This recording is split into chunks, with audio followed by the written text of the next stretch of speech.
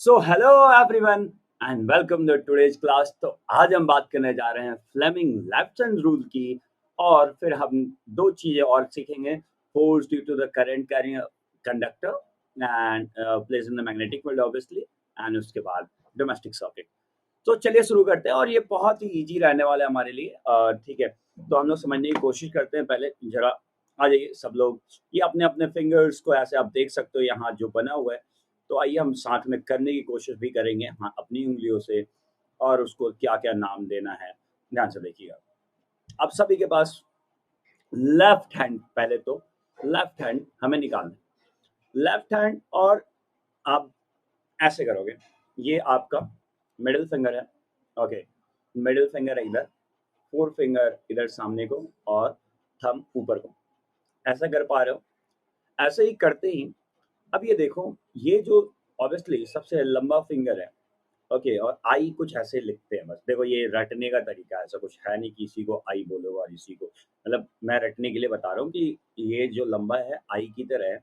Okay, और ये direction, ये हमेशा पॉइंट करने के लिए डायरेक्शन का यूज करते हैं, है ना, ऐसे पॉइंटिंग फिंगर यूज करते हैं। तो ये डायरेक्ट करेगा नॉर्थ टू साउथ, नॉर्थ से साउथ की तरफ कोई मैग्नेटिक फील्ड। तो ये क्या अपना डिनोट कर रहा है बेटा? Magnetic field. और ये क्या है? पावरफुल होता है फिंगर, जो सबसे पावरफुल फिंगर होता है वो थंब होता है, and that will apply a force. तो लेफ्ट हैंड फ्लेमिंग रूल, फिर से, ये क्या है हमारा? मिडिल फिंगर हमारा क्या है? ये हमारा है करंट, डायरेक्शन ऑफ करंट। ये हमारा डायरेक्शन ऑफ मैग्नेटिक फील्ड, और ये हमारा direction of force being applied.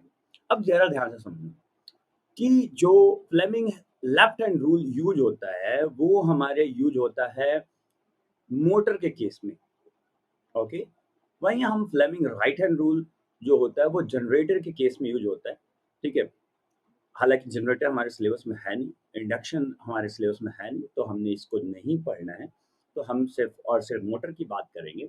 Okay, तो लेफ्ट हैंड फ्लेमिंग रूल, ठीक है। तो जब भी मोटर की बात होगी, ठीक है ना, तो हम करेंगे लेफ्ट हैंड फ्लेमिंग रूल। तो हमें सिर्फ एक ही याद रखना है, तो हम दूसरे के लिए कंफ्यूज होने की जरूरत नहीं है। ठीक है, तो फिर से मैं बोल दे रहा हूँ, ये अपना पावरफुल है, फोर्स लगाएगा, और ये क्या होएगा? अच्छा, ये करंट होएगा, और ये वाला आपका index finger direction north to south. Okay, north से साउथ की तरफ डायरेक्ट करता हुआ होगा। बहुत इत्मीनान से समझना है। अच्छा, तो ये लेफ्ट हैंड फ्लेमिंग रूल और अप्लाई होता है हमेशा मोटर के केस में। अब मोटर के केस में वो कहने का तात्पर्य क्या है? कहने का हमारा अर्थ, मतलब ये है, कहने का ये क्यों यूज कर रहे हैं हम लोग मोटर के केस में? क्योंकि मोटर से हम फोर्स जनरेट करते हैं। मोटर से क्या हम एनर्जी निकालते हैं। तो हम इसमें दे क्या कह रहे हैं? मैग्नेटिक फील्ड दे रहे हैं। क्या दे रहे हैं? मैग्नेटिक फील्ड दे रहे हैं। और मैग्नेटिक फील्ड के साथ साथ हम करंट दे रहे हैं, क्योंकि आप मोटर में क्या देते हो? करंट ही तो देते हो। तो करंट और मैग्नेटिक फील्ड प्रोवाइड कर रहे हैं, और वो बदले में क्या दे रहा है? फोर्स दे रहा है। तो अगर डायरेक्शन ऑफ करंट इस इस डायरेक्शन में हो, फोर्स इस डायरेक्शन में, सॉरी, मैग्नेटिक फील्ड का डायरेक्शन ये हो, नॉर्थ से साउथ की हो, तो फोर्स क्या लगेगा हमारा? ऊपर की ओर लगेगा। बहुत इत्मीनान से समझने की कोशिश करेंगे, एक एक करके चीज़ों को समझेंगे। तो चलिए आगे देख चलते हैं।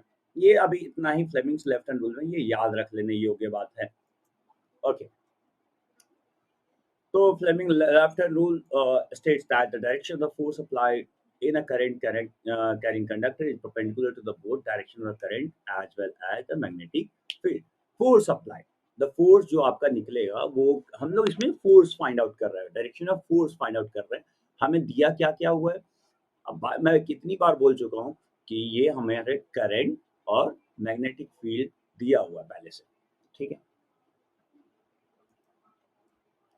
ओके। तो street force on a street current carrying conductor, जरा ध्यान से समझना। अगर इसी फिगर को हम लोग ध्यान से देखें, इसी फिगर को अपन ध्यान से देखें, तो देखिए, आपका जो मैग्नेटिक फील्ड जो है कैसे है? ऐसे बना हुआ है। मैं थोड़ा सा अपनी उंगली को बड़ा करके और मैं तब दिखाने की कोशिश करता हूँ। यस,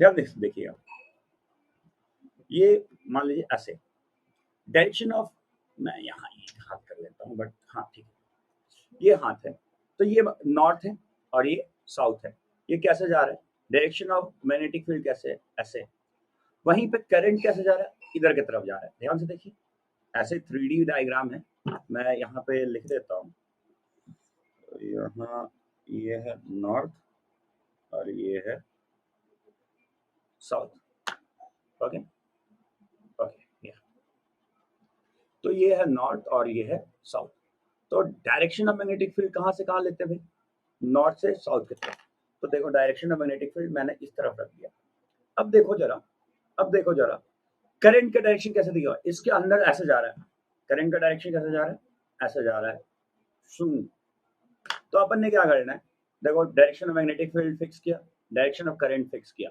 अब ये तीसरा उंगली कहाँ जा रहा है, देखो बाहर की तरफ जा रहा है, बाहर की तरफ जा रहा है, ऊपर, देखो मैग्नेटिक फील्ड ढूंढ, करंट ढूंढ, तो फोर्स कहाँ, ऊपर की तरफ, फोर्स ऊपर की तरफ, ठीक है, ये सिंपल सा चीज है, तो फोर्स एक्सपीरियंस देखो इसमें भी हमारा ऊपर की तरफ हो रहा है, यही हम डायरेक्शन मैग्नेटिक फील्ड से बदल दें, डायरेक्शन मैग्नेटिक फील्ड अभी ऐसे था, अभी सिर्फ और सिर्फ ऐसे कर दें, तो डायरेक्शन मैग्नेटिक फील्ड कैसे होगा भाई, ऐसे, और करंट क्या हो गया अंदर की तरफ, तो फोर्स कहाँ, डाउनवर्ड, फोर्स कहाँ, डाउनवर्ड, ये देखो, ये डायरेक्शन ऑफ मैग्नेटिक फील्ड जो हमने डायरेक्शन मैग्नेटिक फील्ड बदला, ठीक है, और अभी करंट का डायरेक्शन वही है, तो फोर्स कहाँ आ गया, डाउनवर्ड आ गया, बस आपको क्या चीज फिक्स करना है और क्या कैसे रखना है, बस इसी बात का ख्याल रखना है, बहुत आसानी से ये हो जाता है, ठीक है, आप कंफ्यूज नहीं होइएगा, ठीक है, अभी देखिए यहाँ पे डायरेक्शन मैग्नेटिक फील्ड इन्होंने चेंज किया, तो डायरेक्शन मैग्नेटिक फील्ड आप देखो,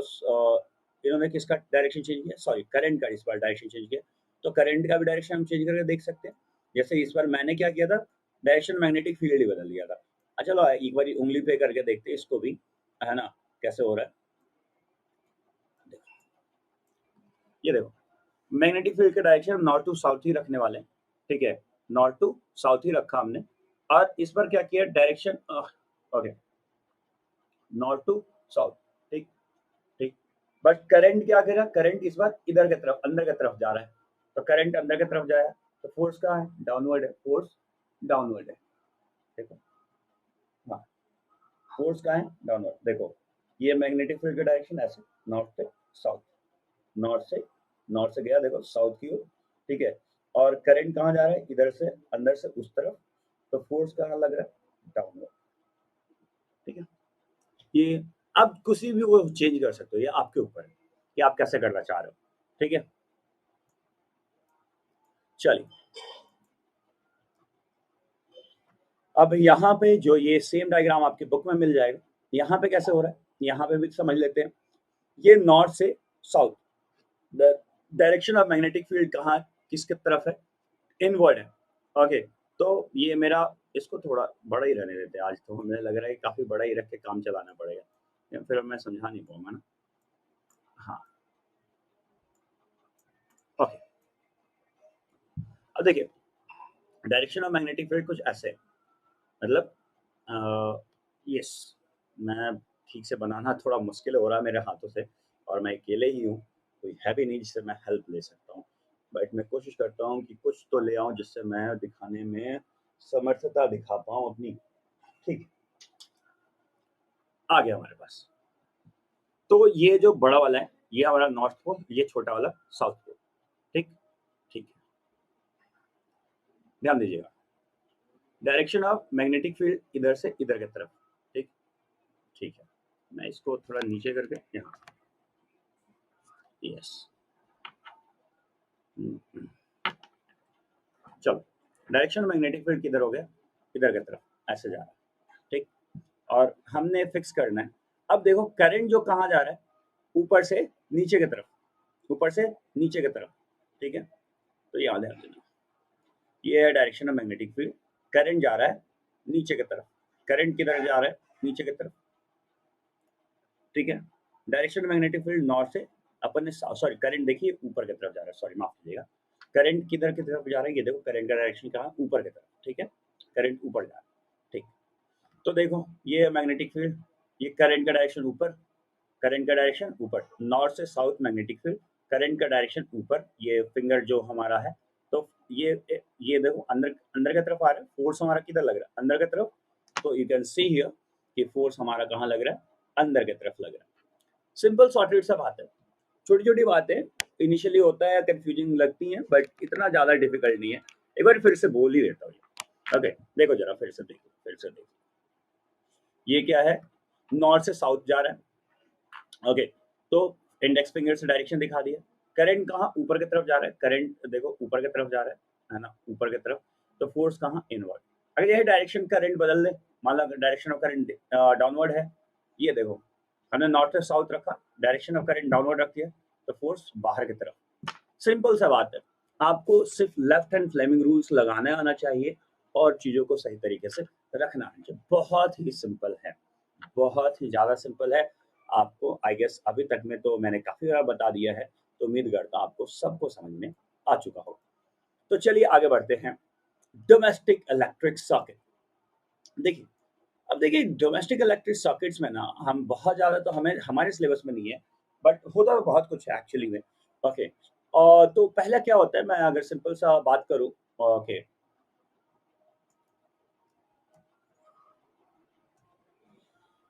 तो हमारे घर में पोल से जो ट्रांसफार्मर होता है वहां से 220 वोल्ट की सप्लाई हमारे घरों में आती है। मेन हमारे जहाँ पे फ्यूज होता है, यहाँ एमसीबीज होते हैं और मीटर होता है, वहां पे हमारा आता है। फिर वहां से ढेर सारे पैरेलल कनेक्शंस हब तक पहुंचते। पहले तो हर किसी के घर में एक जगह सेंटर हब होता है, वहां पे पहले तो आता है, उसके बाद डिस्ट्रीब्यूशन चैनल डिस्ट्रीब्यूट होता है। ओके, हर जगह डिस्ट्रीब्यूट होगा, वहां पे पावर प्लग्स के अलग डिस्ट्रीब्यूशन होंगे, और वहां पे एमसीबी हर चीज के अलग लगते हैं, फिर अलग अलग रूम के अलग अलग, किचन का अलग, वॉशरूम का अलग, बेडरूम का अलग, हर किसी का हम अलग कनेक्शन देते हैं।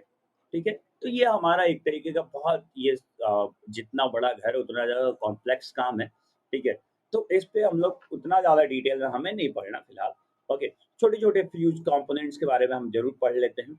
और कनेक्शंस कैसे होता है, कनेक्शन सारे के सारे हम पैरेलल रखते हैं, क्योंकि हम नहीं चाहते कि हमारा एक चीज़ खराब हो जाए तो दूसरा चीज़ ना चले। तो सिंपल सा बात है कि हम कनेक्शन सारे पैरेलल रखते हैं। तो ये सारे खूबसूरत फ्यूजेज हैं जो कि आजकल के बच्चे हार्डली देखते हैं, कि वो एमसीबी वाले जमाने के हैं। ओके, सो फ्यूज करता क्या था, फ्यूज भी एक तरह का प्रोटेक्टिव डिवाइस है जो कि सिंपल सा काम करता है, वो बर्न आउट हो जाता है। ठीक है, वो बर्न आउट हो जाए, जैसे ये कंटिन्यूअस वायर में ऐसे लगा होता था। ओके, सपोज दैट ऐसे लगा हुआ, और यहाँ अगर ये जल जाएगा तो बीच से क्या हो जाएगा, ये टूट जाता है। ठीक है, ये ओवरलोडिंग के केस में ये टूट जाता था। It also works on in heating effect of electric current. ये किस प्रिंसिपल पे काम करता था, heating effect of electric current, क्योंकि अगर ज़्यादा सडन करंट फ्लो करता था तो ये बर्न आउट हो जाता था और हमें हमारे डिवाइसेस को प्रोटेक्ट कर लेता था। Okay, domestic electric socket. So live wire has a voltage of 220 volt, as I have already told you, and it covered with a red insulation. Okay, live wire red insulations के साथ होते हैं, and the earth wire has a voltage of the same as the earth, and it's covered with a green insulation. और जो ये थोड़ा उल्टा नहीं लिखा हुआ है, हमारे घर में तो उल्टा किए हुए हैं ये। अब ठीक है, and neutral has a black, neutral का black होता है, ये तो सही है। In our house I guess इसको हमने ठीक कर लेना चाहिए। ओके, रेड से हमारा रिटर्न जाता है एंड ग्रीन से हमारा नॉर्मल लाइव वायर आता है। ठीक है, इसको ठीक कर लीजिए प्लीज आप लोग। Okay, and neutral wire obviously black colour का होता है, उसमें कोई दिक्कत नहीं है। And in our house receive the AC power supply of 220 volt और फ्रीक्वेंसी इज 50 हर्ट्ज। आपके घर में या मेरे घर में, इंडिया में, पहली बात इंडिया में, ओके, इंडिया में, ओके, यूएस वगैरह 120 वोल्ट ही आता है एंड वहाँ 60 हर्ट्ज की सप्लाई आती है। हमारे यहाँ 120 वोल्ट 50 हर्ट्ज की सप्लाई आती है। ओके, हम करंट कम रखना चाहते हैं, हम वोल्टेज ज़्यादा नहीं रखते, हम वोल्टेज ज़्यादा रख लेते हैं, करंट को हम कम रखना चाहते हैं, क्योंकि हमारी सप्लाई में ज़्यादा वोल्ट के करंट को सप्लाई करना ईजी होता है, हमारे लॉसेज कम होते हैं। इसके बारे में हम लोग हायर क्लास में ज़्यादा पढ़ेंगे, फिलहाल इतना ही आपके लिए। ये सिंपल सा आपका डोमेस्टिक इलेक्ट्रिक सॉकेट्स डायग्राम है, आप देख सकते हो यहाँ पे। तो मास्टर स्विचेस में आया, फिर एक-एक फ्यूज़ में हालाँकि आज के डेट में यहाँ पे और सर्किट ब्रेकर्स जैसे यहाँ लिखा हुआ है, यहाँ पे आजकल एमसीबी यूज़ होते हैं और उसके बाद यहाँ पे पैरेलल कनेक्शन है गया, लाइट्स के लिए सारे कनेक्शन गए। फिर यहाँ पे ये आपका मेन पावर सप्लाई है, mains 3 pin power supply and उसके बाद अगर हाई पावर सर्किट्स और भी यूज़ करने हैं तो उसके लिए अलग से है एंड ये 3 पिन्स वगैरह था और यहाँ पे पावर प्लग्स का है। तो ये एक जनरल सर्किट डायग्राम बनाने की कोशिश की गई है। ये बहुत बेसिक डायग्राम है, इतना बेसिक डायग्राम जनरली नहीं होता है। ओके, तो आई होप आप सबको इतनी बातें समझ में आई हों। मैंने ज़्यादा बातें नहीं की हैं, 3 ही बात की है और ये सारी बातें आसान थी, सिंपल थी। उम्मीद करता हूँ आप सबको अच्छे से समझ में आई हों। तो मिलते हैं किसी और वीडियो में और ये चैप्टर हमारा यहीं पे एंड होता है। तो टिल देन ख्याल रखिए अपना। जय हिंद, जय भारत।